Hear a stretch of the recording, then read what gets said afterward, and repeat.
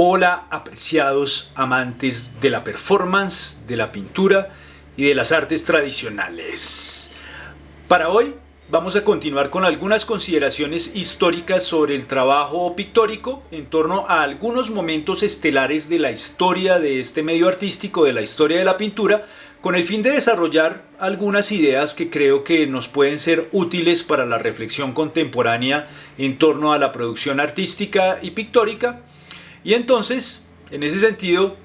para comenzar a definir de qué se trata lo que vamos a hablar, vamos a intentar realizar una aproximación y una búsqueda de una definición de la pintura, porque la idea es poder hablar a partir de ir definiendo conceptos, ir definiendo términos. Entonces, la pregunta es, ¿qué es la pintura? ¿Y cómo podemos definir el fenómeno pictórico teniendo en cuenta que al hablar de pintura encontramos hoy en día todo tipo de géneros, de estilos, de periodos, de escuelas y al mismo tiempo encontramos una cantidad de formas múltiples, de técnicas, de procedimientos, de resultados, tanto históricos como contemporáneos? Es decir, podríamos, por ejemplo, ponernos a hablar de la pintura del Paleolítico, de la pintura del Neolítico, de la pintura griega, de la pintura bizantina, de la pintura románica, de la pintura gótica, de la pintura renacentista, de la pintura barroca, de la pintura romántica, de la pintura impresionista, de la pintura surrealista, de la pintura abstracta,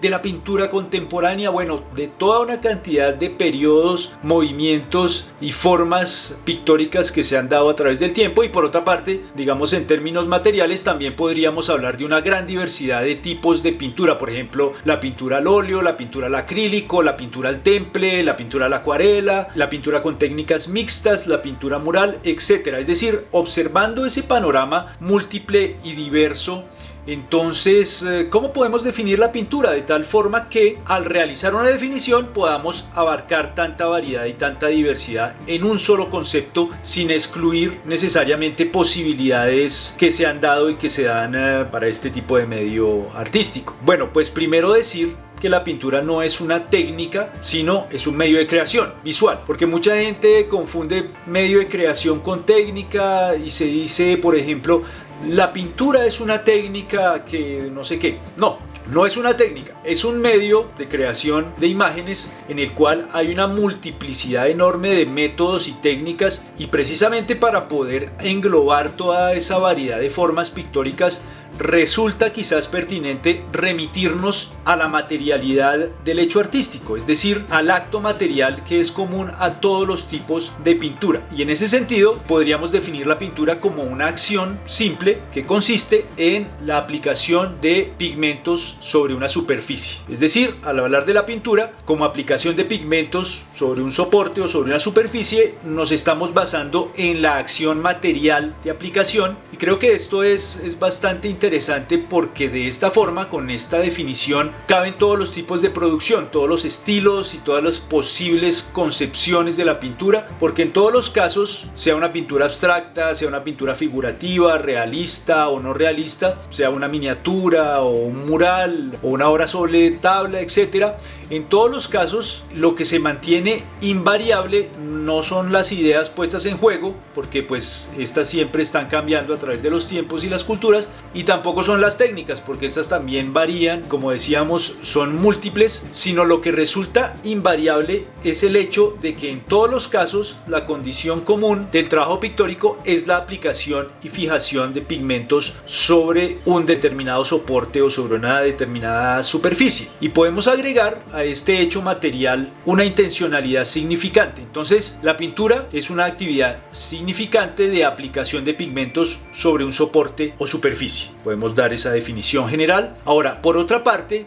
la siguiente pregunta que surge consiste en saber qué es el pigmento. Entonces, para responder a esta pregunta podemos decir que el pigmento es una sustancia o materia pulverizada, una especie de polvo fino de color que se puede clasificar según su origen en varios tipos. Es decir, hay un primer tipo de pigmentos de origen mineral, como es el caso de las tierras minerales, que son los pigmentos de más fácil acceso y consecución. Si por ejemplo aquí en Bogotá salimos a la calle y vamos y abrimos un hueco en alguna parte, pues ahí vamos a encontrar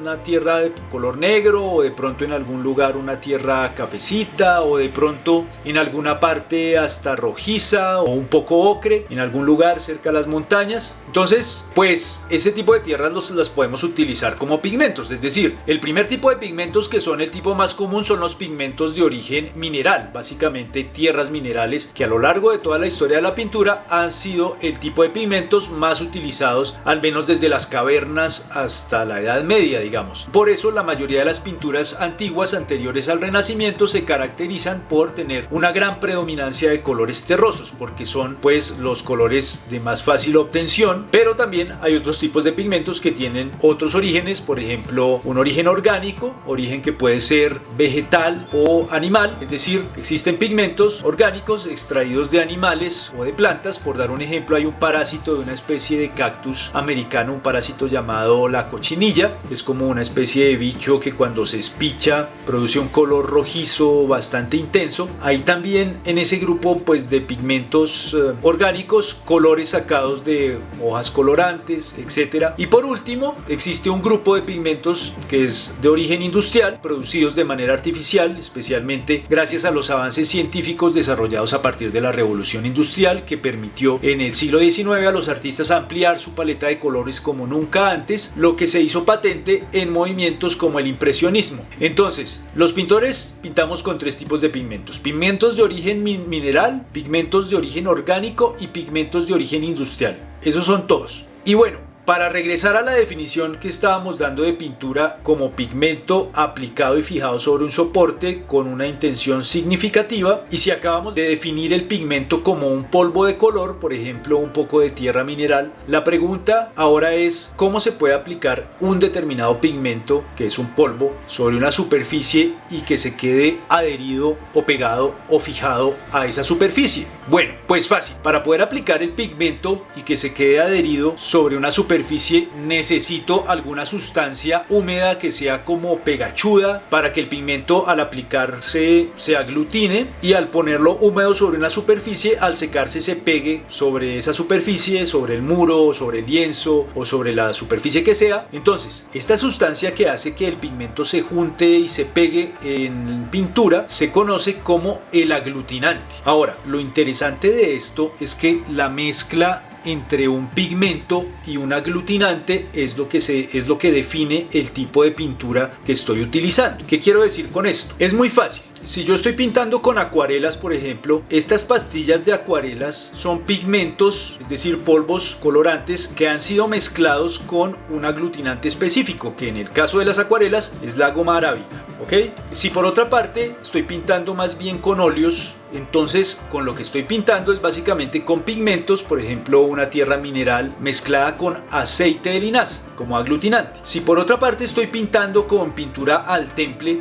eso quiere decir que estoy pintando con pigmentos mezclados con yema de huevo como aglutinante. Si estoy utilizando acrílicos, estoy empleando pigmentos que han sido mezclados con un polímero sintético, una especie de plástico como aglutinante. Si estoy utilizando por otro lado pintura a la encáustica, se trata de pigmentos mezclados con cera como aglutinante, etc. Entonces, ¿qué quiere decir todo esto? Quiere decir que lo que diferencia los diferentes tipos de pintura es que en cada caso, en el caso del óleo, en el caso de los acrílicos, en el caso de las acuarelas, en el caso de las témperas, de los vinilos, etc., en cada uno de esos casos, de esos tipos de pintura, se trata de pigmentos mezclados con un aglutinante particular. Y esa mezcla entre pigmento y aglutinante específico es lo que define si estoy trabajando con óleos o si estoy trabajando con acuarelas, con acrílicos, etc. Claro, hacer unos óleos con una mayor estabilidad de color, con un secado más rápido, tengo que aplicarle a la mezcla del aglutinante y el pigmento pues algunos componentes que puede uno descubrir en recetas, pero la base fundamental que define el tipo de pintura es la mezcla del aglutinante específico y el pigmento. Y esta mezcla específica es a la vez lo que define las propiedades y características particulares de cada tipo de pintura, como la consistencia de la materia, su elasticidad, su viscosidad y su comportamiento particular al ser aplicada sobre una determinada superficie. Pues porque no es lo mismo pintar obviamente con óleos que con acuarelas o pintar con témpera. Las propiedades y posibilidades que se pueden lograr con cada tipo de pintura son diferentes, aunque obviamente pues se pueden establecer transposiciones técnicas y entender con un tipo de pintura ciertas operatividades que se pueden también realizar o llevar a cabo con otro tipo de pintura. Por ahora, considerar que los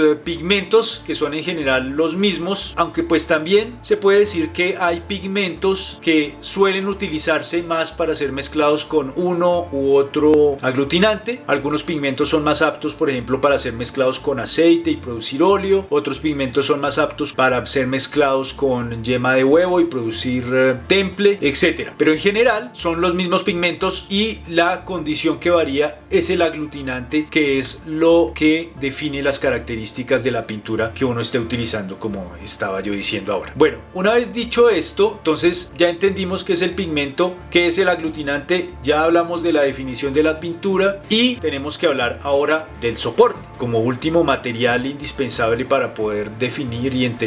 de qué hablamos cuando hablamos de pintura. Y para hablar de soporte podemos adentrarnos ahora sí en el tema histórico de la pintura para decir que los pigmentos en los inicios de la pintura, en la prehistoria, es decir, las pinturas se comenzaron a hacerse desde hace unos 35 a 40 mil años, eran básicamente tierras minerales. ¿Y qué pasaba? La gente de las cavernas, para pintar sobre las paredes de las cavernas y de las cuevas, pues utilizaban tierras que encontraban en la misma cueva, por ahí cerca, husmeando por el valle prehistórico, encontraban tierras de colores bonitos y para poder pintar con esas tierras las mezclaban con diferentes sustancias que hacían el papel del aglutinante. Esas sustancias podían ser sangre o grasa animal o incluso orina o huevos de aves. Todas esas sustancias actuaban como aglutinantes naturales para el pigmento y hacían que ese pigmento se juntara, se volviera pegachudo y se pudiera aplicar sobre la roca. Es decir, el hecho es que las tierras de colores ocres, cafés, rojizos, etcétera, que son tan predominantes en las pinturas prehistóricas, eran tierras minerales que se aplicaban con aglutinantes naturales sobre los muros rocosos de las cuevas, y esto para decir que la pintura durante miles de años, desde la prehistoria hasta la Edad Media, estuvo principalmente asociada a una aplicación de pigmentos sobre superficies que eran básicamente muros. Primero los muros naturales de las grutas para pintar formas elementales y abstractas, y también bisontes, venados, mamuts, rinocerontes, lanudos y otro tipo de animales del Paleolítico superior. Y luego en la evolución de los espacios de hábitat, ya en el Neolítico se han encontrado pinturas sobre muros de construcciones realizadas por el hombre, de asentamientos poblacionales, como las pinturas de habitaciones en la ciudad de Catalhuyuk, en la actual Turquía, por ejemplo, pinturas hechas hacia el 6000 a.C.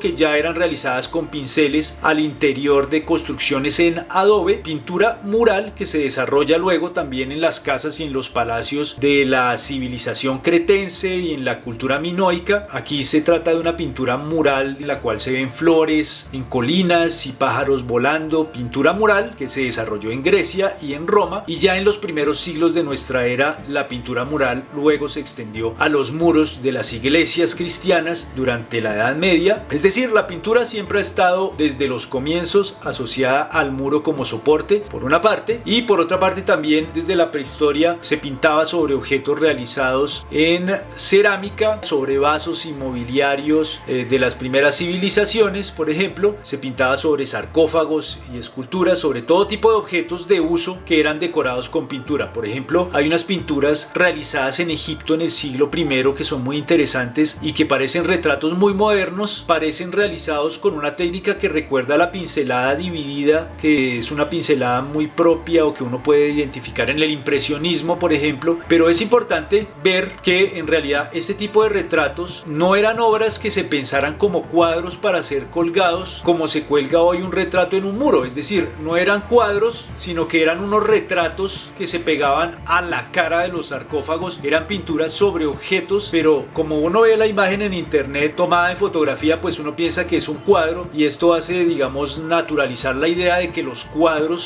siempre siempre han existido en la historia de la pintura, y resulta que no. Y esto para decir que el cuadro, como lo conocemos hoy en día, cuadro moderno, como un objeto pintado que ya no es un muro ni tampoco es un objeto que sirve para otra cosa, pero que se le pone pintura también, es decir, el cuadro que ya es un objeto cuya única funcionalidad es ser pintado para ser visto, es decir, el cuadro como objeto autónomo, independiente, móvil, es un artefacto que tiene una invención moderna, no tiene nada de antiguo, así que en la historia del cuadro moderno nos vamos a detener en un próximo capítulo. Y por ahora, entonces, para retomar lo dicho, la pintura no es una técnica, es un medio de creación de imágenes en cuyo interior se pueden definir una multiplicidad de técnicas, y por otra parte la pintura puede ser definida como la aplicación y fijación de pigmentos sobre un soporte con una intención significante. Ahora, si tienes dudas o aclaraciones, o si consideras que se puede realizar algún otro tipo de definición de la pintura, pues por favor plantéalo en los comentarios y no olvides suscribirte a este canal. Y nos vemos en el próximo capítulo con más contenidos, con más informaciones al respecto de la pintura, a ver si le ponemos orden a esto y entendemos de qué se trata la pintura. Entonces nos vemos en la próxima ocasión.